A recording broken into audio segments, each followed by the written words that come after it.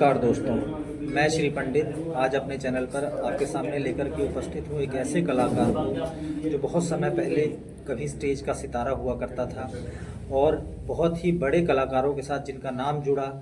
Kapil Sharma show जो कि आज के समय में बहुत पॉपुलर है, उस प्रथा की शुरुआत करने का जो दायित्व है वो उनको जाता है। और मैं आपको बताना चाहूँगा कि बहुत ही बड़े कलाकारों के साथ जो स्टेज शेयर कर चुके हैं, लेकिन एक समय पर उपेक्षा के ऐसे शिकार हुए कि आज गुमनामी के अंधेरे में खो गए। तो दोस्तों, मैं आज आपसे जिस हस्ती को, जिस व्यक्ति को, जिससे आपसे मिलाना चाहता हूँ वो हैं कॉमेडियन प्रिंस राजीव राज, जो आज आपके सामने आएंगे। और मैं चाहूँगा कि आप भी उनकी कला से प्रत्यक्ष हों और देखें कि एक बहुत ही उत्तम प्रकृति की जो कला है कैसे हमारे समाज में विलुप्त होती चली गई मात्र और मात्र उपेक्षा के कारण। तो राजीव भाई, जैसा कि मैंने आपका इंट्रो दिया, मैंने देखा है स्टेज पर परफॉर्म करते हुए, तो मैं आप मेरे दर्शकों को प्लीज़ अपने बारे में कुछ बताएं कि आप बेसिकली, आपका जन्म कहाँ हुआ और कहाँ से आप बिलोंग करते हैं। पांडे जी, मैं पुरानी दिल्ली का रहने वाला हूँ और दिल्ली का रहने वाला हूँ और वहीं पे मेरा जन्म हुआ। अपने परिवार के बारे में कुछ बताइए। हाँ, मेरे पापा एक्टर हैं, गदर में भी उन्होंने काम किया है। नमः शिवाय बहुत सारे सीरियल करे हैं, मैंने भी बहुत सारे सीरियल करे हैं जो है। और बस ये है कि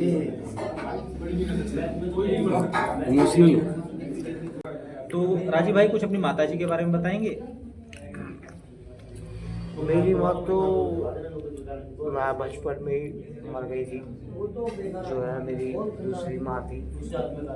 और अपने शहर में, दिल्ली शहर में मैं परदेसी हो गया और पापा ने हमारे जो है मकान बेच दिया पुरानी दिल्ली का, जो आज मैं पीछे हूँ। नहीं तो सोनू निगम और सुनिधि चौहान, हम लोग साथ का काम करते थे। सुनिधि का नाम उस समय सुनिधि नहीं था, उस समय उसका नाम था निधि चौहान। उसके पापा का नाम है दुष्यंत और सोनू के पापा आगा मंगल। बात नहीं रही, ये तो जीवन के साथ चलता रहता है, कोई नहीं।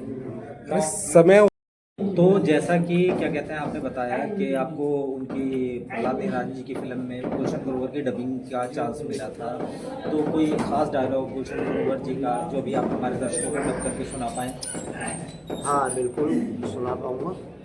उस समय पहले नानी जी की फिल्म थी देवा ही देवा, और उसमें गुलशन ग्रोवर जी का नाम था केसरी और शत्रुघ्न सिन्हा साहब की एंट्री होती है, तो वो बोलते हैं गुलशन ग्रोवर जो है कल्याण राज्य की फिल्म में, और ना खातो ना भाई, जो केसरी का है वही सही, और हम तो किसी का कर नहीं करता, तुम कौन उछिला के हो बबुआ। तो फिर वो बोलते हैं शत्रुघ्न सिन्हा, हम तो छपरा जिला के हैं। ओ, छपरा जिला के हो, अरे हारे हो तो हम के हैं। तो ये डायलॉग मेरे को बोलना था, क्योंकि साउंड ट्रैक खराब हो जाता है फिल्मों में, तो बाकी का वॉइस डबिंग वालों को बुलाया जाता है कि भाई आप ये क्लियर बोल दो, आप ये क्लियर बोल दो, ये क्लियर बोल दो। तो फिर मैंने ये डायलॉग बोला। और भी है, जैसे मायाबुरी मैगजीन थी, उसमें उस समय मायाबुरी मैगजीन में फिल्मी रिपोर्टर कलमदास आते थे उस समय जो है, तो उसमें एनिमेशन जो भी होता था उनके डायलॉग्स वगैरह भी बोलता था।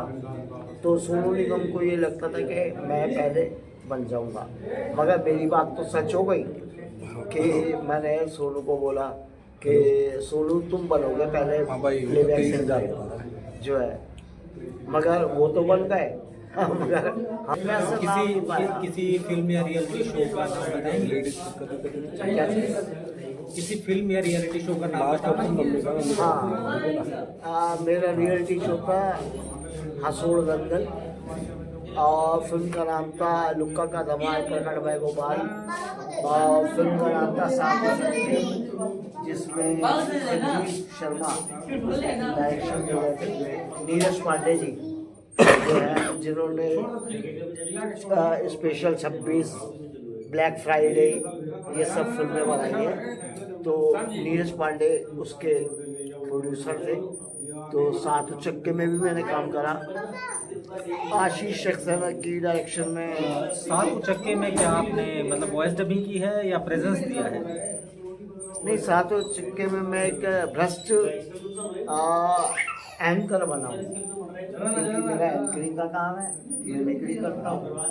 तो सातों चक्के में मैं एक एंकर बनाऊँ, भ्रष्ट एंकर बनाऊँ, जिसमें वो लड़कियां वगैरह का कुछ वो करते हैं। तो इतना सब काम करने के बाद फिल्मी दुनिया में इतना अच्छा अप्रोच बनाने के बाद आपको लगता है वो दौर कहाँ से शुरू हुआ कि जब आप उपेक्षा के शिकार हुए? तो राजीव भाई, इतना फिल्मों में प्रेजेंस देने के बाद, इतना जगह काम करने के बाद, इतने रियलिटी शोज करने के बाद भी आपको लगता है वो दौर कहाँ से शुरू हुआ जब आप इस सेगमेंट में उपेक्षा के शिकार हुए और हाशिए तक पहुंच गए? यही बात तो समझ में नहीं आनी भाई कि जो मेरे बाद के आर्टिस्ट हैं, जो मेरे बाद के आर्टिस्ट हैं, वो सब लोग कहते हैं अरे भाई आप तो बड़े सीनियर हैं और ये वो है। तो आज वो मुझसे ज़्यादा काम कर रहे हैं, मुझसे ज़्यादा काम कर रहे हैं। अब मेरे को ये कुछ समझ में नहीं आता कि मैं करूँ तो करूँ क्या।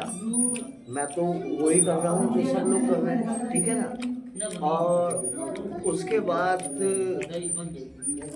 जो भी मेरे बाद के थे वो हाईलाइट हो गए, और हाईलाइट हो गए, और हाईलाइट होने के बाद आज उनका नाम है, वो अच्छी पेमेंट दे रहे हैं, अच्छा पैसा ले रहे हैं, अच्छा कुछ कर रहे हैं, सब कुछ कर रहे हैं। और अब ये है कि अब दिल्ली में चलन क्या है कि दिल्ली में लेडी एंकर की बहुत जरूरत पड़ जाती है, लेडी एंकर की। तो मैं तो एंकर भी हूँ, अनाउंसमेंट भी करता हूँ, और मिमिक्री भी करता हूँ। थोड़ा बहुत भगवान की कृपा से टूटा फूटा गा भी लेता हूँ। और जो है, मगर अब क्या है कि ट्रेडिशन थोड़ा सा ना चेंज हो गया। अच्छा, जैसा कि अभी कुछ आपकी रील्स भी मैंने देखी कि छोटे छोटे रील्स और वीडियोस में भी आपने काम किया है, तो ये अपॉर्चुनिटीज़ आपको अपने पुराने संपर्कों से ही मिलती होंगी?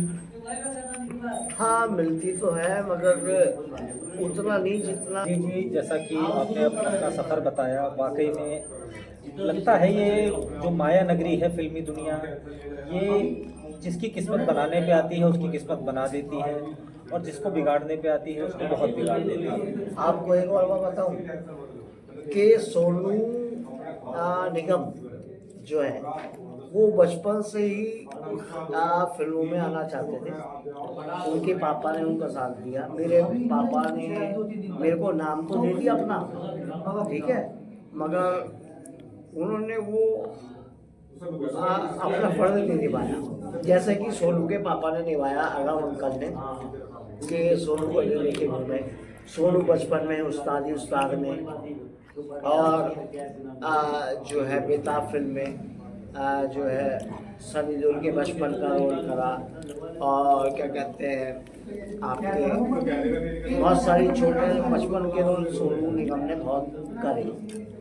तो मतलब आपके अनुसार कोई अच्छा गॉडफादर पिताजी ने तो साथ नहीं दिया, और ना ही आपको इस बाजार में, इस माया नगरी में कोई अच्छा गॉडफादर मिल पाया? हाँ, गॉडफादर तो नहीं मिला, बस पापा ही फादर थे, बस उनका नाम मिल गया। यही मेरे को, मैं भगवान से धन्यवाद करता हूँ कि चलो पापा ने अपना नाम तो दे रखा है कि आज लोग मुझे जानते हैं कि प्रिंस। आपके पिताजी का शुभ नाम? मेरे पापा का नाम है प्रिंस दीपक। और हाँ, गदर में उन्होंने काम किया, जुम्मन मियाँ जो है, ओम नमः शिवाय में भृंगी बने और शक्तिमान में जो है उन्होंने काम किया। बहुत सारे सीरियल हैं ऐसे तो जो है मेरी स्टेप मदर भी थी माँ जो है सौतेली, उन्होंने ही हमारा पूरा दिल्ली का मकान जो है ख़त्म करवाया। आज मेरी जो स्टेप सिस्टर है वो भोजपुरी फिल्म की भी हीरोइन है कि जो है उन्होंने मनोज तिवारी जी के साथ जो है मेरी छोटी बहन ने जो स्टेप सिस्टर है मेरी, उसने काम किया मनोज तिवारी जी के साथ। मेरा ससुरा बड़ा पैसे वाला। आपकी छोटी बहन का नाम? दामिनी भारद्वाज, फिल्म में नाम है दामिनी भारद्वाज, वैसे तो हम घर में उसको बब्बल बोलते हैं। और दामिनी भारद्वाज उसने मनोज तिवारी जी के साथ करा और इनके साथ रविकिशन जी के साथ ससुराली जिंदाबाद, पिछले वाली मुनिया, ये सब भोजपुरी फिल्में उसने करी। और दूसरी बड़ी वाली जो है उससे वो लोकेशन डायरेक्टर है। तो राजीव भाई कभी ये नहीं सोचा कि क्या कारण हो सकते हैं कि आपको इतनी बड़ी उपेक्षा झेलनी पड़ी?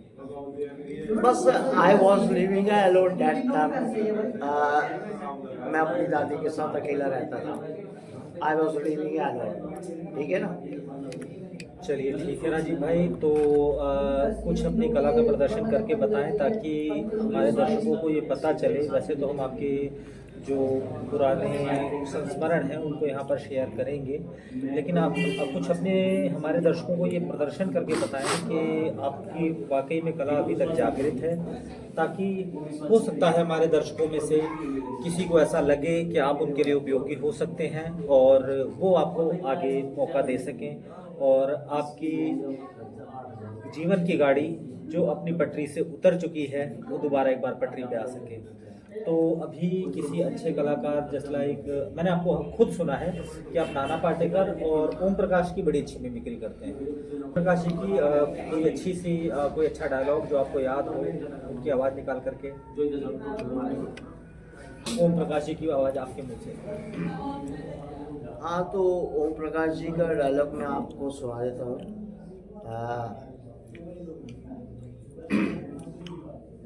गोपी फिल्म थी दिलीप कुमार जी की और दिलीप साहब की, और उसमें वो बोलते हैं प्राण साहब से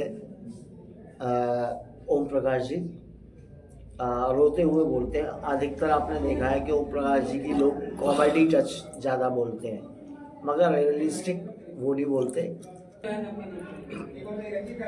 अरे ओए गोपी इतना बड़ा हो गया है मगर तेरी अकल अभी तक घुटनों में ही है।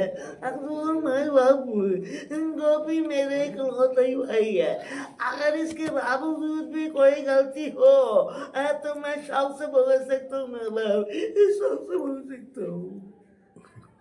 बहुत अच्छे राजीव भाई। और एक टच नाना पाटेकर वाला, वो क्रांतिवीर वाला टच, वो बहुत ही अच्छा क्रांतिवीर वाला टच मैंने आपका देखा है, तो प्लीज़ एक बार हमारे दर्शकों को दिखाएं। कोशिश करता हूँ।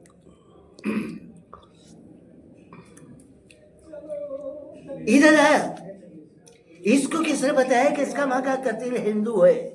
ये अपने नाम को तो ठीक से जानता नहीं, अपनी माँ का कत्ल को कैसे जानेगा? अरे तेरे बेटी को कौन पालती है?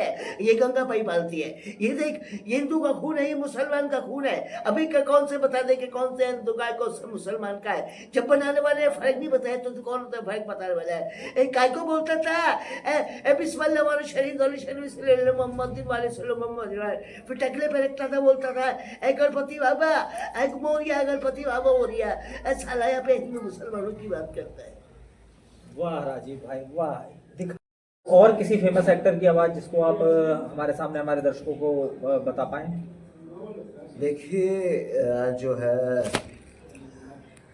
मैं अपने लिए तो कुछ पसंद नहीं करता, मैं तो depend of audience, depend of माहौल, डिपेंड ऑन एटमॉस्फेयर, ठीक है ना। तो मेरे को अपनी आवाज़ कोई नहीं लगती, मगर पब्लिक को जो अच्छी लग रही है वो मैं सुना देता हूँ।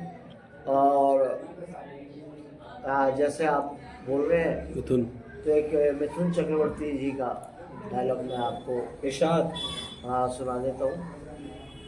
फिल्म जीते शानसे का एक डायलॉग है, उसमें मिथुन चक्रवर्ती जी के आगे, मिथुन दा के आगे माणिक रानी बिल्ला जिनको बोलते थे फिल्मों में, तो वो बोलते हैं कि ए कौन है रे तू, तो मिथुन दा बोलते हैं कि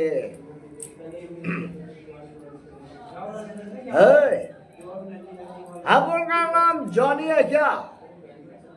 अंग्रेजी में करण टामी, मराठी में भटका ले रहा, हिंदी में चटका। सीधा सा किस्सा माल दे दे, वरना बेटे इतनी मार मारेगा क्या माल के साथ साथ है माल। ये खाल, ये सड़ा लगा, इन चारों का मिक्सचर बना के इतना मारेगा ना कि डॉक्टर के पास भेजूंगा तो ये नहीं पता चलेगा शक्ल किसकी है। दादा जी पब्लिक के पास टाइम नहीं है, जो भी बोल रहा है कट्टू हुआ समझा शाणे, शाणपति कम दिखा, चल माल निकाल। भाई हो जाए एक सनी देओल जी का फेमस दामनी वाला डायलॉग। बहुत तरक्की कर लिया चड्डा, कानून की दलाली से सबके नीलामी से बहुत तरक्की कर लिया है। कल तो अदालत में कुछ भी बदतमीजी की तो तुझे वही मारूंगा। जज ऑर्डर करता थक जाएगा, मगर मैं तुझे मारते मारते नहीं थकूंगा, क्योंकि जब 2.5 किलो का हाथ किसी को बढ़ता है ना तो आदमी उठता नहीं, उठ जाता है। और आज चलता, तूने कभी किसी बच्चे को पतंग तार पे से उतारते हुए देखा है? यह और बात है कि वो उलझे पे तार पे से पतंग तो उतार लेता है, मगर दामनी के केस के तार को जो तू रछुआएगा, बिजली का ऐसा झटका लगेगा कि झटकना भूल जाएगा। संजू बाबा। हाँ, संजू बाबा का तो मैं बहुत फैन हूँ, और खलनायक का उनका एक गाना तो बड़ा फेमस,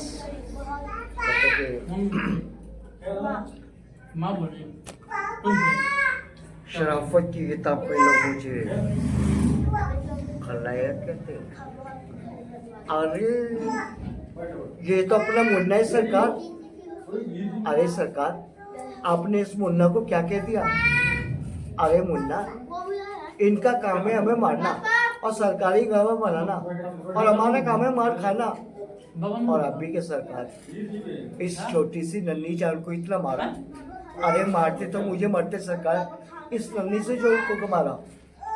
आराम साथे सरकारी बन गया गवा तू है। अभी दिल्ली में चुनावों का दौर समाप्त हुआ है, तो रजी भाई मैंने सुना है आप केजरीवाल जी और हमारे मोदी जी की भी बहुत अच्छी आवाज़ निकालते हैं, तो एक मिमिक्री हो जाए पहले केजरीवाल साहब से। केजरीवाल जी का तो डायलॉग ये है कि अब एक महिला ने उनसे पूछा कि जी जो है जमुना का पानी जो है खतरे के निशान से ऊपर आ गया है, जमुना का पानी। अब दिल्ली सरकार क्या कर रही है? जब तक उनकी सरकार थी, अब तो बीजेपी की सरकार आ गई है, तो आपकी सरकार क्या कर रही है? तो केजरीवाल जी बोल रहे हैं कि नमस्कार, मैं अरविंद केजरीवाल बोल रहा हूँ।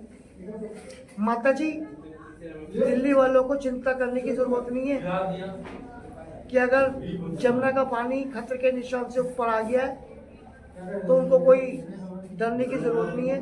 हमने खतरे का निशान थोड़ा और ऊपर कर दिया है। नमस्कार। और एक केजरीवाल जी का फेमस शराब के ऊपर। हाँ जी, केंद्र सरकार तो ये बोल रही है कि मैंने तो जी शराब जो है फ्री में दी, ये मैंने गलत काम करा।